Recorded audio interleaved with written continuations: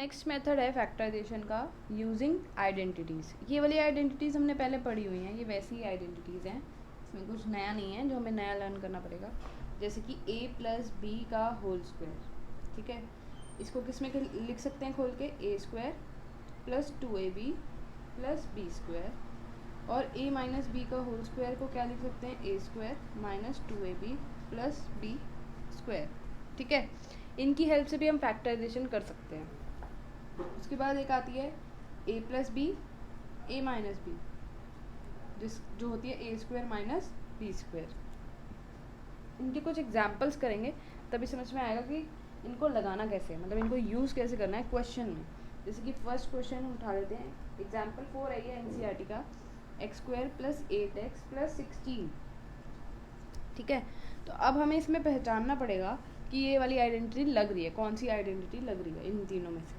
तो इसमें अगर हम देखें तो यहाँ पे प्लस है, यहाँ पे प्लस है, तो यहाँ पे भी प्लस है और यहाँ पे भी प्लस है, ठीक है।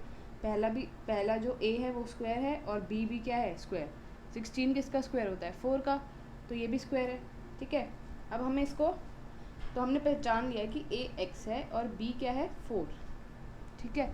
मेन चीज़ इसमें यही पहचाननी होती है कि a की वैल्यू क्या है और b की वैल्यू क्या है और कौन सी आइडेंटिटी लग रही है, ठीक है। तो हमें यहाँ पे कैसे पता चला ये a है, क्योंकि ये a का स्क्वायर है, x का स्क्वायर क्या होगा, सॉरी x का अगर हम स्क्वायर करेंगे तो स्क्वायर ही तो आएगा, ठीक है ना, x स्क्वायर आएगा। लेकिन जब हम 4 का स्क्वायर करेंगे तो आएगा 16, ठीक है। तो हमने उनके अंडर रूट्स ले लिए हैं, एक्स स्क्वायर का अंडर रूट होगा x और इसका अंडर रूट होगा 4। अब हमें 2ab बनाना है, ठीक है। हमने a और b तो निकाल लिया, अब हमें 2ab बनाना है। तो 2ab कैसे बनेगा, a और b की वैल्यू तो पता चल गई, क्योंकि हमें ये बनाना है ना 2ab, तो 2 इंटू a इंटू 4, तो ये ऐसे आएगा 8x की फैक्टराइजेशन कर दी हमने, तोड़ के लिख दिया इसको, ठीक है। अब वैल्यू पुट कर देंगे, x का square plus 2 into X into 4 plus 4 का स्क्वायर, ठीक है। अब हमें पता है कि ये वो वाली आइडेंटिटी लग रही है, तो इसमें a ये है और b ये है। अगर इस फॉर्म में दे रखी है आइडेंटिटी तो हमें इसको उठा के इस फॉर्म में लिखना होता है, और जब इस फॉर्म में दे रखी होगी तो इस फॉर्म में लिखेंगे, तो हम दूसरे फॉर्म में लिख देंगे हम। अब तो a क्या है x और b क्या है 4, इसका होल स्क्वायर, ठीक है। दूसरे फॉर्म में तो यही आएगी ना, a प्लस बी इसकी पावर 2। ऐसे ही हम एक नेगेटिव वाली a माइनस बी का होल स्क्वायर की आइडेंटिटी को सॉल्व करके देखते हैं। एग्जाम्पल नंबर 5 है ये, 4y square minus 12y plus 9, ठीक है। तो अब हमें पहले इसमें पहचानना पड़ेगा कि ये आइडेंटिटी लग रही है। जैसे कि 4 किसका स्क्वायर होता है, 2 का, और 9 भी किसका स्क्वायर होता है, 3 का, और बीच में भी कुछ मतलब 2ab टाइप बन रहा है, वो भी माइनस के साथ। तो देखते हैं लगती है कि नहीं। तो अगर हम इसका ये तो a स्क्वायर की फॉर्म में, अगर हम सिर्फ a निकालना चाहें तो कैसे आएगा, 2y, और अगर हमें b ओनली b निकालना है, ये b स्क्वायर दे रखा है तो ये आ जाएगा 3, और फिर चाहिए हमें 2ab। a और b पता लगने के बाद तो क्वेश्चन में कुछ बचेगा ही नहीं, सारी गेम ओवर है।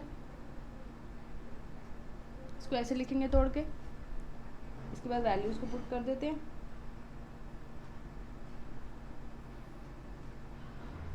ठीक है। अब हमें पता है कि जब आइडेंटिटी इस फॉर्म में लिखी होती है तो हमें दूसरी फॉर्म में लिखनी होती है, तो इस फॉर्म में तो हमें क्वेश्चन में दे रखी है, तो अब हम इसे इस फॉर्म में लिख देंगे। तो a माइनस बी की पावर 2 लिखनी है हमें, तो a क्या है 2y और b क्या है 3, इसकी पावर 2, ठीक है। इसके बाद थर्ड क्वेश्चन करते हैं, एक और लास्ट आइडेंटिटी के लिए। 49p स्क्वायर माइनस 36, ये एग्जाम्पल 6 है NCERT बुक का, ठीक है। अब हमें इसको पहचानना पड़ेगा ये किस फॉर्म में दे रखा है। देखो हमें पता है 49 एक स्क्वायर है, 7 का स्क्वायर है, और 36 भी एक स्क्वायर है 6 का, ठीक है। देखो ये कौन सी फॉर्म में दे रखा है, इस फॉर्म में दे रखा है कि इस फॉर्म में, इस फॉर्म में दे रखा है ना, a square minus B square, तो हमें इसको a plus B into A minus B की फॉर्म में लिखना होगा, ठीक है। तो पहले तो हम इसका बता देंगे कि ये इसका स्क्वायर है, ठीक है। अब यहाँ पे ये इस फॉर्म में है, और हमें पता है कि ए स्क्वायर माइनस बी स्क्वायर किसके इक्वल होता है, ए plus B A minus B. तो यहाँ पे ए क्या आ रहा है हमारा 7p और बी क्या आ रहा है हमारा 6। ठीक है, तो अब हम वैल्यू पुट कर देंगे, क्या देगा 7p प्लस 6 7p माइनस 6। तो ये 3 आइडेंटिटीज़ हैं जिनकी हेल्प से हम फैक्टराइजेशन कर सकते हैं। सो नेक्स्ट मेथड फैक्टराइजेशन का है मिडिल टर्म स्प्लिटिंग मेथड। नाम से ही पता चल रहा है कि हम मिडिल टर्म को स्प्लिट करेंगे और 2 पार्ट्स में स्प्लिट करेंगे। जैसे कि ये एक्सप्रेशन लिखी हुई है, ये फर्स्ट टर्म है, ये मिडिल टर्म है और ये लास्ट टर्म है। ठीक है, तो इसकी ये वाली मिडिल टर्म है 5x, इसको हम इस फॉर्म में स्प्लिट करेंगे कि जब हम उसको मल्टीप्लाई करें तो 6 आए और जब हम उसका सम करें तो 5 आए। जैसे कि देखो, इसमें फर्स्ट स्टेप क्या होता है कि जो हमारा ये लास्ट टर्म है और जो ये हमारा फर्स्ट टर्म है, इसके पास 1 है, इन दोनों को करते हैं मल्टीप्लाई। ठीक है, तो 1 इंटू 6 निकाल लेंगे, आएगा 6। फिर जो नंबर आता है उसके करते हैं हम फैक्टर्स। इसके फैक्टर्स होंगे 2 और 3। ठीक है, हमारे पास क्या फैक्टर्स आए 2 और 3। अब फैक्टर्स जो भी आएंगे, इसमें तो 2 ही फैक्टर्स आ रहे हैं। नंबर बड़े बड़े भी हो सकते हैं जिनके बहुत सारे फैक्टर्स हों। ठीक है, तो हमें उनकी पेयरिंग वेयरिंग करनी पड़ेगी और देखना पड़ेगा कि उन दोनों को प्लस करके 5 आए और उन दोनों को ऐसे कौन से मतलब प्राइम फैक्टर्स हैं जिनको हम जब हम प्लस करें तो मिडिल टर्म आए और जब हम मल्टीप्लाई करें तो ये लास्ट टर्म आए। ठीक है, मतलब ये जो मल्टीप्लाई करके आया इन दोनों को वो आए, यानी कि 6। ठीक है, इस केस में तो ऐसे ही यहाँ पे 1 है, लेकिन कुछ कुछ क्वेश्चंस में आगे भी नंबर होता है। ठीक है, वो वाला क्वेश्चन भी करके देखेंगे जिसमें यहाँ पे भी नंबर हो, कोफिशिएंट हो। अभी इसमें नहीं है, एक सिंपल सम करके देख लेते पहले। तो हमारे फैक्टर्स क्या बन से 2 और 3। जब हम मल्टीप्लाई करते हैं 2 और 3 को 6 आता है और जब हम इसको ऐड करेंगे तो 5x आएगा। तो हम 5x को मतलब इस फॉर्म में लिख सकते हैं। तो इसको लिख के देखते हैं 2x प्लस 3x प्लस 6। ठीक है, अब हमें रीग्रुपिंग मेथड लगाना है जो हमने पहले सीखा है ना। देखो, इन दोनों में भी आ रहा है कॉमन और इन दोनों में भी आएगा कुछ ना कुछ कॉमन। ये दोनों 3 की टेबल में आते हैं और इन दोनों में x कॉमन आ रहा है। तो यहाँ पे अगर मैं x ले लूँ बाहर तो इसके पास क्या बचेगा, एक और x, और अगर इससे x ले लूँगे तो क्या बचेंगे 2। और अगर इससे इन दोनों में से 3 कॉमन ले लें, ठीक है, क्योंकि दोनों के फैक्टर्स में 3 आएगा। जैसे कि 3x का फैक्टर क्या होगा 3 इंटू एक्स और 6 का फैक्टर क्या होगा 2 इंटू 3। तो 3 तो दोनों में आ रहा है, तो मैंने इसको ले लिया बाहर 3। तो ऊपर वाले में क्या बचेगा x और नीचे वाले में क्या बचेगा 2। ठीक है, ऐसे ही होता है ना, ये वाले 2 पेयर्स सेम आते हैं और जो बचा है उसको एज इट इज़ लिख देंगे x प्लस 3।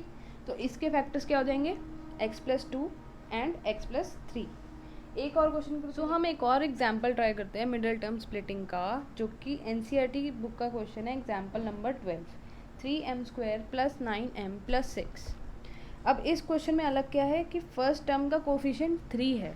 ठीक है, और जब हमें पता है कि first step middle term splitting में क्या होता है, इन दोनों को मल्टीप्लाई करना।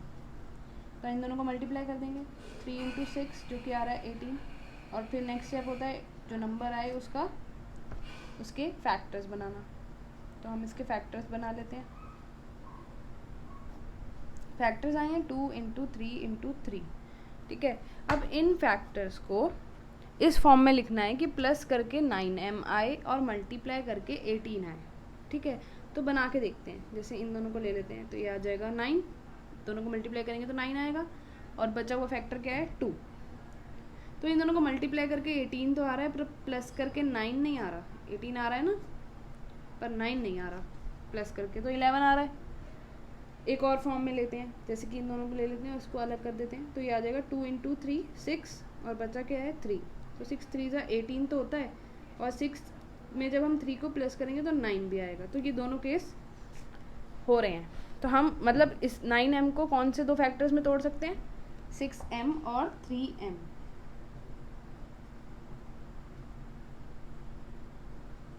ठीक है, अब हम रीग्रुपिंग मेथड करेंगे। रीग्रुपिंग करने से पहले जरा फैक्टर्स चेक कर लेते हैं। तो पहली टर्म है हमारी 3m², ये हो जाएगा 3 इंटू m इंटू m। फिर है 6m, इसको हम लिख सकते हैं 2 इंटू 3 इंटू m। फिर है 3m, तो 3m को लिख सकते हैं 3 इंटू m और 6 को लिख सकते हैं 2 इंटू 3। तो इन दोनों को पेयर कर रहे हैं और इन दोनों को पेयर कर रहे हैं, तो देखेंगे कि क्या कॉमन आ रहा है। इसमें आ रहा है 3, इसमें आ रहा है m, इसमें आ रहा है 3, ठीक है। तो अब तो पहले में हमने लेना है 3m, तो बचा क्या, इसके पास क्या बचा m, फिर है प्लस का साइन, और इसके पास क्या बचा 2, ठीक है। और नेक्स्ट में हम क्या कॉमन ले सकते हैं 3, ठीक है। दोनों में क्या कॉमन आ रहा है 3, तो बाहर क्या लेंगे 3, तो बचा क्या m प्लस क्या बचा है 2, ठीक है। तो अब ये देखो, ये वाले दो ब्रैकेट वाले फैक्टर्स भी क्या आ रहे हैं कॉमन, तो इन दोनों को बाहर ले लेंगे, बचेगा क्या 3m प्लस 3। तो बचे हुए फैक्टर्स क्या बचे हैं, मतलब इसके फैक्टर्स क्या बन गए m प्लस 2 और 3m प्लस 3, लेकिन अभी भी यहाँ पे 3 और 3 दोनों में आ रहा है, इट मीन्स 3 कॉमन आ सकता है।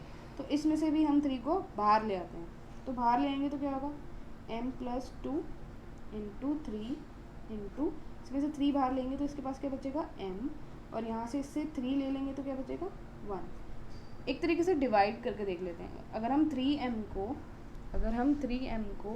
3 से डिवाइड करेंगे तो क्या बचेगा m, और अगर हम 3 को 3 से डिवाइड करेंगे तो क्या बचेगा 1, ठीक है ना, 1 बचेगा ना। तो यहाँ पे क्या आ रहा है 1, तो इसके फैक्टर्स क्या हो जाएंगे, इनको रीअरेंज कर देते हैं, 3 into m plus 2 m plus 1, ये हो जाएंगे हमारे एक्सप्रेशन के फैक्टर्स। सो हमारा नया टॉपिक है division of a monomial by a monomial. तो मोनोमियल होता क्या है, पहले तो हमने अलजेब्रिक एक्सप्रेशन चैप्टर पढ़ लिया है। तो मोनोमियल होता है जिसमें सिर्फ सिंगल टर्म होती है, जैसे कि 6x3, 2x, 4x², ये क्या है मोनोमियल्स है, ठीक है। इनकी डिवीजन देखनी है हमें कि इनके केस में डिवीजन होगी कैसे। तो एक क्वेश्चन एग्जाम्पल के तौर पे कर लेते हैं, 7x² y² z² divided by 14xyz, ठीक है। तो हमें इसमें इनको डिवाइड करना है आपस में, तो कैसे करेंगे, इनके फैक्टर्स बना लेंगे, जैसे हमने पिछली एक्सरसाइज में सीखे हैं, 7 into X into X into Y into Y into Z into Z, ठीक है। 7 अपने आप में प्राइम नंबर है इसलिए सिर्फ 7 लिखा है, एक्स टू द पावर क्या है 2, यानी ये 2 हैं तो इनको तोड़ के 2 लिख दिया। y की पावर भी क्या है 2, यानी 2 लिखे हैं तोड़ के, और z की पावर क्या है 2, तो ये भी क्या लिखे हैं तोड़ के 2 लिखे हैं, ठीक है। इसके बाद डिवाइड में क्या है 14xyz, अगर मैं 14 के फैक्टर्स बनाऊं तो क्या बनेंगे 2 और 7, तो लिख देते हैं 2 इंटू 7, एक्स वाई जेड तीनों की पावर 1 है, तो एक एक बार ये भी आ जाएंगे। अब नॉर्मली अब जैसे हमें कटिंग करनी सीखी है वैसे ही कटिंग कर देंगे, जैसे 7 ऊपर आ रहा है नीचे आ रहा है तो काट देंगे, एक एक्स से काट देंगे, वाई से काट देंगे, जेड से काट देंगे। तो जो चीज़ें बची हैं एक्स वाई जेड, तो क्या देगा एक्स वाई जेड, और नीचे क्या बचा है 2, तो यही होगा इसका आंसर। क्या होगा इसका आंसर 1/2 एक्स वाई जेड। तो नेक्स्ट टॉपिक है division of a polynomial bye a polynomial. Polynomial को पॉलिनोमियल से डिवाइड करेंगे, तो हमारा क्वेश्चन है 7x² plus 14x divided by x plus 2। तो हमने उसको डिवाइड की फॉर्म में लिख लिया है, अब इसके अलग अलग फैक्टर्स बना लेंगे, इसके अलग अलग करके फैक्टर्स बना लेते हैं। 7x², 7 अपने आप में प्राइम नंबर है, x² 2 बार है तो x into x, 14x 2 into 7 into x, 14 को हमने तोड़ लिया 2 इंटू 7 और फिर एक ही एक्सेस लिए x। देखो अब इसमें क्या क्या कॉमन आ रहा है 7x और यहाँ पे भी 7x, तो कॉमन ले लेंगे 7x, यहाँ क्या बचा x, बीच में प्लस और फिर 2, तो ये अब हमने फैक्टराइज कर लिया, इसके अलग अलग फैक्टर्स बना लिया। नेक्स्ट टर्म क्या है डिनोमिनेटर में x प्लस 2, x का तो एक ही फैक्टर होता है x प्लस 2, 2 अपने आप में प्राइम फैक्टर है तो प्राइम नंबर। अब इसकी वैल्यू यहाँ पुट कर देते हैं,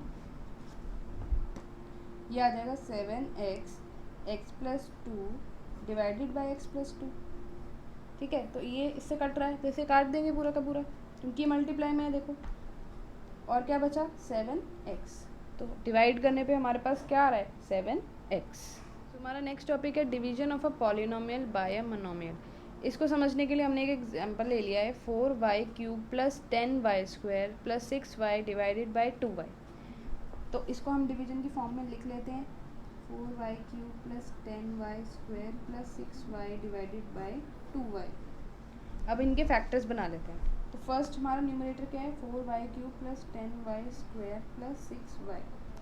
इसके फैक्टर्स क्या बनेंगे 2 into two into Y into Y into Y plus 2 into 5 into Y into Y plus 2 into 3 into Y. ठीक है, 4 को हमने 2 इंटू 2 में तोड़ लिया, 10 को 2 इंटू 5 और 6 को 2 इंटू 3। और यहाँ पे 3y की पावर 3 थी इसलिए 3y ले लिए, यहाँ पे 2 थी तो 2 ले लिए, यहाँ पे 1 है पावर तो यहाँ 1 ही आया है। अब देखेंगे कि इसमें कुछ कॉमन आ रहा है तो उसे बाहर निकाल लेंगे। देखो यहाँ पे आ रहा है 2 2 2, फिर आ रहा है y और y, यानी 2y हम कॉमन ले सकते हैं। 2y बाहर ले लेंगे तो क्या बचेगा 2y यानी 2y स्क्वायर प्लस का साइन बीच में, यहाँ क्या बचा 5 और y यानी 5y और ये है सिर्फ 3। ठीक है, तो हमने इसको फैक्टर्स बना लिए हैं। इस टर्म मतलब न्यूमरेटर के फैक्टर्स बन गए हैं 2y multiply by brackets are 2y square plus 5y plus 3। Next term क्या है 2y, इसके फैक्टर्स क्या बनेंगे 2 इंटू वाई। ठीक है, अब ये जो फैक्टर्स बनाए इनको यहाँ पे लिख देते हैं।